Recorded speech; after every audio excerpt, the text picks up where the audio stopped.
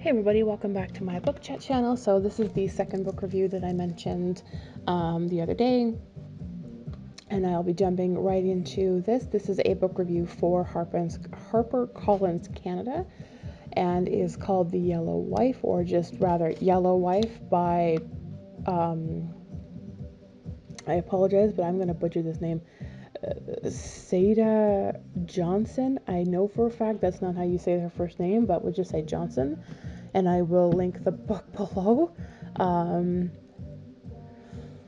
Yeah, you can find it on Amazon. It was published as of January 12th. And yeah, so as per usual, we'll go into the synopsis and then go from there. So, Yellow Wife. Born on a plantation in Charles City, Virginia, Phoebe Brown was promised her freedom on her 18th birthday. But when her birthday finally comes around, instead of an idyllic life she was hoping for with her true love, she finds herself thrust into the bowels of slavery at the infamous Devil's Half Acre, a jail where slaves are broken, tortured, and sold every day. Forced to become the mistress of the brutal man who owns the jail, Phoebe faces the ultimate sacrifice to protect her heart in this powerful, thrilling story of one slave's fight for freedom. Okay, so that was a bit of a mouthful. And, as it said, this story is focused very much around the unfortunate world of slavery. And this is the very first book that I've ever read that really focused any real light on this. And I gotta say that this book is not for the lighthearted. I found that everything was really well written and well described, and it definitely takes you from the beginning of Phoebe's life essentially up until the end. And I really enjoy stories like that because you get to follow along with the character from beginning to end, and you really get to be a part of their life. And this book was written well enough that you got to feel and follow along Phoebe through all of the trials and things that she ended up having to experience. All of the ups and the downs, and there was a lot of downs. Despite everything going on, she managed to definitely find some joy in amongst everything, and I really think it took a lot of heart and a lot of bravery to carve out the life for herself that she managed to do.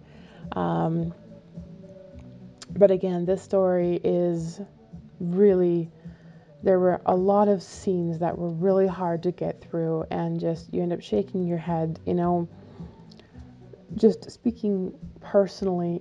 I don't care if you're black, white, Hispanic, Chinese. I don't care what your race is, what your religion is, what color your skin is. As far as I'm concerned, we're all people.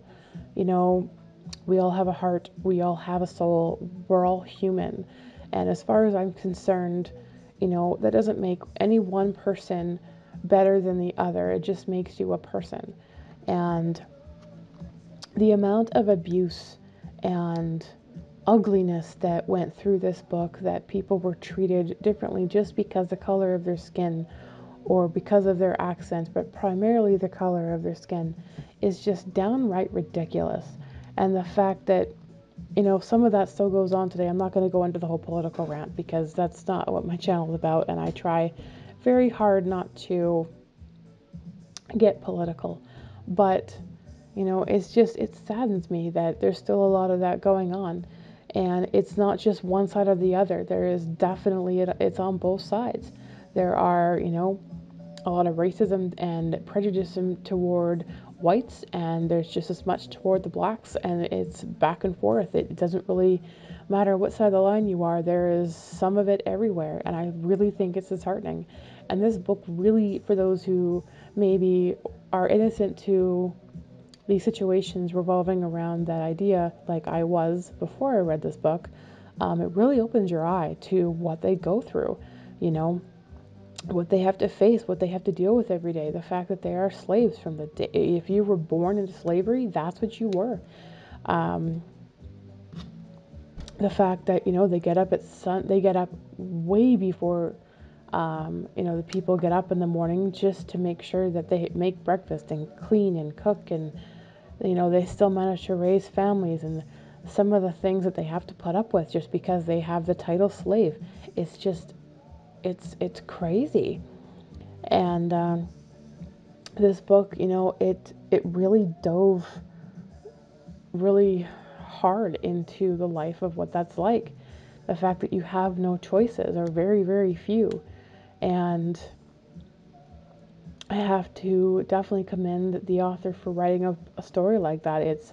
I can't imagine how difficult it would have been to write a story like that, as I found it definitely challenging to read, and not because it was hard to understand, but because my emotions definitely ended up getting involved, and it made me feel what they felt. And again, following along with the story, you know, there's a lot of ugliness. There are, brutality towards children and women, and really children of all ages, actually, even from infancy. And it's just amazing to read and be subjected to what life would be like for someone having to endure that. And I mean, don't get me wrong, I think there's definitely, in this book, there was definitely some silver linings in parts of it that shows that, granted, yes, there are some that encourage slavery, but not everyone who had slaves were a bad person. They weren't terrible. They were relatively good people despite the circumstances of everything going on. Um, there was definitely some people in there that had hearts of gold, and you never would have expected that. Um, so, I mean, I'd highly recommend this book for sure. But again, it's definitely going to tug at you, I think, as it tugged at me, and it's definitely a lot of scenes that are going to be not for the lighthearted whatsoever. Um, I'm not trying to give away spoilers, but there are, let's face it, there are children that die, and there is a lot of ugliness that get brought out and brought forth, and it's not nice.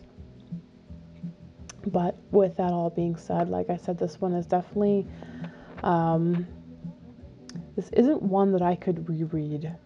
I will definitely not forget the entirety of the story, but it's not one that I could reread just because of the amount of stuff that you end up having to go through, or that you end up experiencing with the characters. So, with all that being said, I'm definitely going to rate this book a 5 out of 5. But it's definitely one that I would seek out to own, and yet I probably would never reread it. Sort of a contradiction there, but again, I would highly recommend this read for those who might be curious as to what slavery life might be like. For those both living in the plantation and for those who end up in jail. So, yeah, okay, that is my ramble. So I thank you all so much for tuning in, and I will be back soon with another book review. I hope you all have a wonderful week. Happy reading.